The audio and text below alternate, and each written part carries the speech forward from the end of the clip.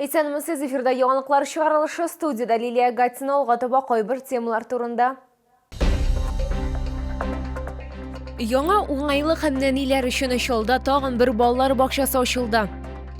Амфитеатр, кафе, урам китапханәсе, ял итү урыннары һәм коры фонтан 27-нче комплекста төзекләндерү эшләренең икенче этабы бара. Шолда укытучылар җитешми, ата-аналар белем бирү сыйфаты турында борчыла. Соңғы тәуліктә Татарстанда яшаучы 47 кешедә COVID-19 диагнозы расланды. Шолда узган тәулектә коронавирусның тагын 2 яңа очрагы теркәлде. Шулай итеп 15 сентябрьгә Татарстан буенча коронавирус белән авыруның барлыгы 26213 очрагы билгеле. Аларның 22807 терелгән, 32-се узган тәулектә. Шолда тагын бер балалар бакчасы ачылды. Аны 34-нче комплекста төзеделәр. Бу үсеп килүче микрорайон ул мәктәпкәчә учреждениегә бик мохтаҗ. Чөнки җирле халыкның күпчелеге кичкенә балалары булган гаиләләр. Истәлекле вакыйга белән шәһәр халкын шәһәр мэре Наил Мәгдиев котлады. Калейдоскоп балалар бакчасының беренче тәрбияләнүчеләренең күпчелеге 3 яшькә кадәрге сабыйлар. Мәктәпкәчә учреждениедә 8 ясле төркем ачылды. Аларның икесе нәниләр өчен. Детский сад рассчитан на 220 детей. На сегодняшний день мы уже приняли заявление от 214 детей, то есть у нас осталось буквально 6 свободных мест. Мы набрали одну группу от года до 2, то есть это самые наши сладкие маленькие малыши. Плюс у нас есть одна группа еще от года от 1,5 до 2 и 6 групп с 2 до 3. Якты диварлар, яңа уенчыклар, кызыклы китаплар һәм баш ваткычлар балаларга гына түгел, аларның әтиен-иләренә дә ошады. Очень нравится первое впечатление, да, это очень приятно. Будем надеяться на лучшее, что сохранятся все новые игрушки и мебель на долгие годы. У нас молодые специалисты, это очень радует. Детский сад, конечно же, когда он новый, это очень прекрасно и замечательно. А значит, он современный, и здесь оборудование самое лучшее. Балалар бакчасы ачылышына Чаллы мэры Наил Мәгдиев та килде. Ул башкарылган эшләрне тикшерде һәм мәктәпкәчә учреждениенең демография илкүләм проекты буенча төзелүен билгеләп үтте. Детский сад, построенный по национальному проекту демографии, обошелся более 280 миллионов рублей. То есть получается, одно место в детском саду на одного ребенка стоит более 1 миллиона рублей. Это забота о детях? Забота. Это внимание к детям? Это внимание. 34-нче микрорайонда да мәктәп ачарга планлаштыралар. Калейдоскоп балалар бакчасы янәшәсендә урын билгеләделәр. Быел Чаллыда 3 мәктәпкәчә белем бирү учреждениесе һәм 2 гимназия төзелде. Лилия Гатина, Валерия Новожилова, Ленар Султанов, яңалыклар. Амфитеатр, кафе, урам китапханәсе, ял итү урыннары һәм коры фонтан 27-нче комплекста яшәүчеләрне тиздән яңартылган яшь ленинчылар бульвары сөендерәчәк. Исегезгә төшерәбез. Бердә төзекләндерү эшләренең икенче этабы бара. Республика программасы буенча бу максатка 150 миллион сумнан артык акча бүлеп бирелде. Эшләр барышы белән безнең иҗат төркеме танышып кайтты.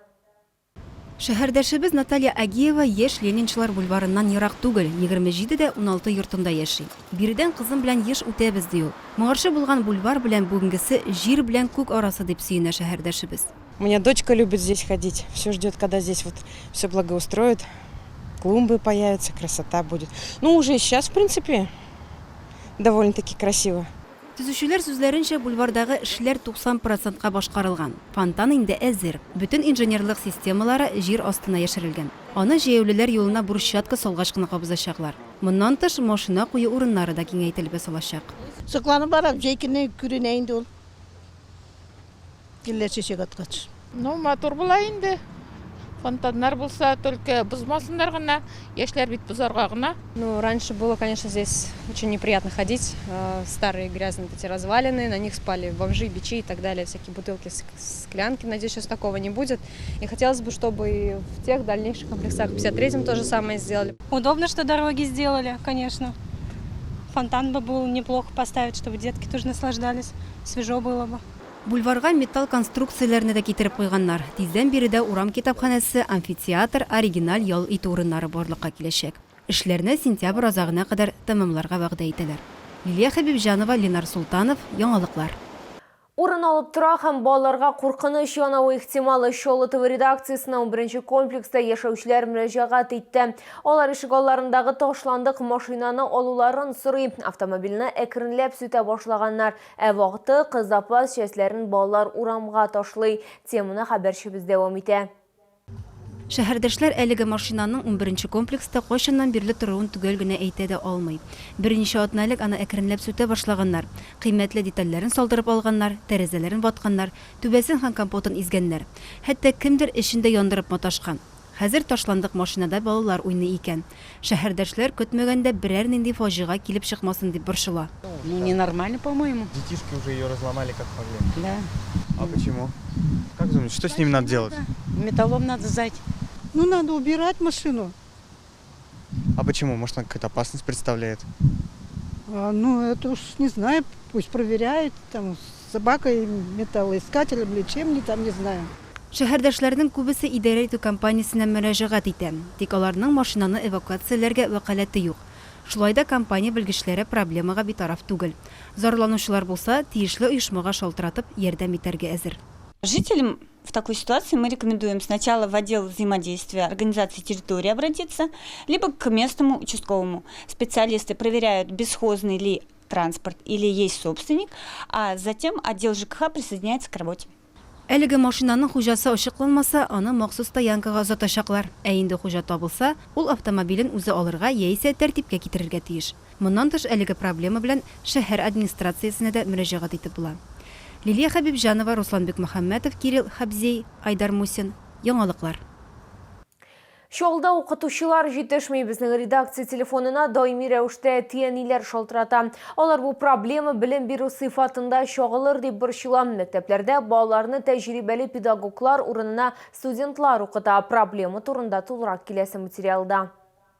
Социаль шелтерләрдә укытучылар җитмәвенә зарланып язучы шәһәрдәшләр бихисап. Әлеге проблема шәһәрдә генә түгел, гомумән илдә дә кискен тора. Кече сыйныфта укучы балаларны хәзер югары уку йорты, колледжны тәмамлаучылар гына түгел, соңгы курс студентлары да укыта. Тәҗрибәсез яшь белгечләр аркасында белем бирү сыйфаты түбән булыр дип борчылар шәһәрдәшләр. Более тесно работаем с НГПУ. Мы более тесно еще раз работаем с педагогическим колледжем.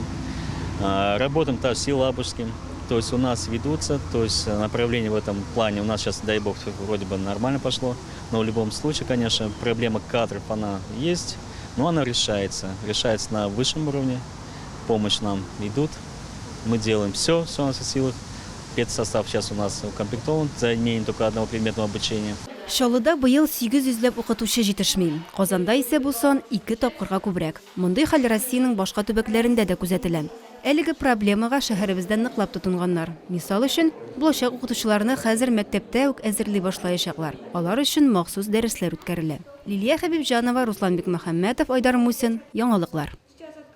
2020 елгы бөтен Россия халык санын алу быелның 15 октябрьнән 14 ноябрьна кадәр узачак. Беренче тапкыр ул күп каналлы форматта үтә. Россиядә яшәүче һәр кеше үзе һәм үз гаиләсен дәүләт хезмәтләре порталында мустакыл рәвештә күп функцияле үзәкләрдә яки стационар участокларда исәпкә куя ала. Традицион формат шулай ук сакланачак, йортлар буенча сан алучылар йөриячәк. 24 сентябрьдән 14 сентябрьгә кадәр 9-дан 21 сәгатькә кадәр 8-707-20-20 номерлы буенча кайнар линия эшләячәк. Моннан тыш шәһәрнең гомуми белем бирү мәктәпләрендә сыйныф сәгатьләре үткәрү планлаштырыла. Әми сезнең исегезгә төшерәм, шәһәрдә COVID-19-га каршы вакцинация дәвам итә. Безнең алда иммунитетны ныгыту проблемасы тора. Вакцина ясатырга ашыгыз. Бу сезгә ишеткерәсе соңгы мәгълүматыбыз иде. Мин Лилия Гатин сезнең белән сау булашам. Исән-имин булагыз.